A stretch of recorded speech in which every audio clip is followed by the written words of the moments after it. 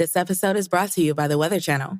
What does the Weather Channel app share in common with a personal trainer and a life coach? It's an ally on your quest to wellness. What you do with its insight is up to you. Like running an extra mile when air quality is good, or checking your allergy forecast so not even ragweed can disrupt your chi. It's more than a weather app. What in the weather are you waiting for? Be a force of nature with the Weather Channel app. At Sierra, discover great deals on top brand workout gear, like high-quality bikes, which might lead to another discovery. Getting back on the saddle isn't always comfortable. Good news is Sierra has massage guns. And chafe wipes, too. Discover top brands at unexpectedly low prices. Sierra, let's get moving. It's another Q&A edition of Optimal Health Daily, and I'm Dr. Neal, your host of the show. Welcome back to another Friday show where I answer your questions. On all the other days, I read health and fitness blogs to you like an audiobook, with permission from the authors, of course. Now, I'll let you know how you can send in your own question at the end of the show, plus get rewarded for sending in your question. But for now, let's hear today's question and start optimizing your life. Today's question came via email. Stacey writes, "Hello, Dr. Neal. I enjoy short workouts, and they usually include 10-minute sets that may include weightlifting, Pilates for my abdominals and back, cardio, which is usually a run-walk combo, and a cool down. I'm a bit perplexed as to the order of my workouts. Currently, I will do either a weights or Pilates routine before cardio. However, I know many who do weights, cardio, then abdominals, and a cool down. Does the order of my routine matter? Thanks so much for your guidance. I've learned so much from your podcast." Thank you for taking the time to send in your question, Stacey, and for your kind words. I'm so glad you find the podcast so helpful. Now, in answer to your question, does the order of your workout routine matter? I'll get right to it. The answer is yes. Okay, so that does it for another edition of Optimal Health. What's that? I should keep talking? All right, if you insist. I'll explain why the order of exercises we perform during our workouts matters. If we were to incorporate some resistance training or strength training and cardiovascular activity during the same workout, we want to be sure to perform the resistance or strength training first.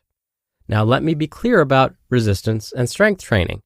Exercises like lifting weights, performing bodyweight movements like push-ups and squats, and Pilates all count towards resistance and strength training. So, why would performing these exercises first be best?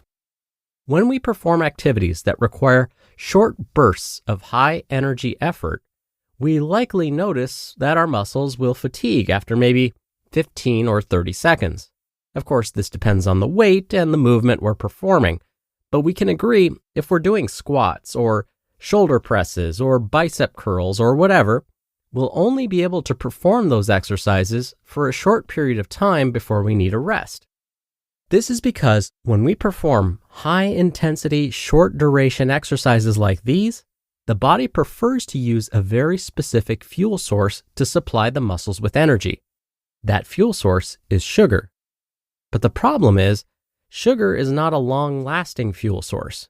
The body has only a very limited supply of it, especially the muscles.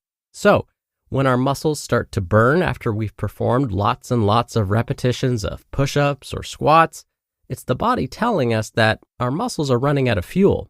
They're running out of sugar. But if we rest for a couple of minutes, we'll be able to jump back in and perform some more repetitions. That's because in those brief moments of rest, the body got the signal that the muscles need more sugar or fuel, so it replenished its stores. At some point, though, the body will run out of stored sugar, and performing even just one repetition, even at a light weight, or using an assisted movement, will seem impossible. Now, for those that have been working out consistently and are ready to combine resistance and strength training with cardiovascular activity in the same workout, you would want to perform the cardio after the resistance or strength training. So again, after performing the resistance or strength training workout, now would be the time to go for that run or walk. This is because now that your sugar fuel tank is empty from all of that strength work we just did, we force the body to use another fuel source for energy, and that fuel source is fat. And because the human body is so efficient at storing fat, there's almost always plenty of it to use for fuel.